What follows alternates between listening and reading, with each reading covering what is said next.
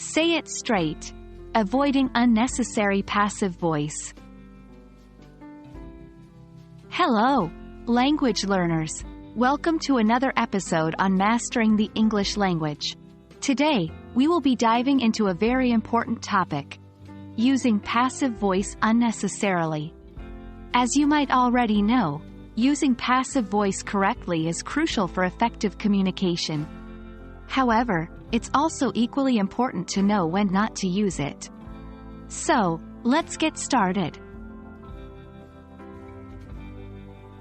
Before we tackle the main issue, let's quickly recap what passive voice is.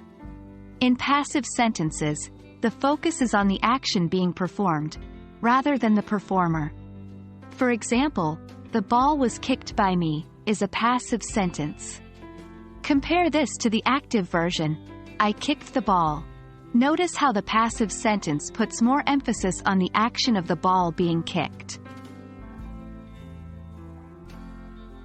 Now, how do we spot unnecessary passive voice? Unnecessary passive voice often makes sentences longer, less clear, and less engaging.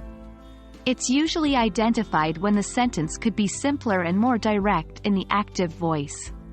For example, instead of saying, "The letter was written by him," you can say, "He wrote the letter." The active voice in this case is more straightforward and easier to understand. Let's look at some common mistakes people make. It's easy to fall into the trap of using passive voice to sound more formal or scholarly. For example, instead of saying, "Researchers have conducted an extensive study," one might say, "An extensive study has been conducted by researchers." While both are grammatically correct, the latter unnecessarily uses the passive voice and sounds more complicated. Another common mistake is using passive voice when the actor is important or should be emphasized. For instance, saying, "The law was enacted by Congress," takes the focus away from the key actor, Congress. The sentence would be clearer and more direct as "Congress enacted the law." So, how do we avoid these mistakes? Here are some tips. 1. Always check if the actor is more important than the action. If so, consider using active voice. 2. Keep your sentences simple and direct.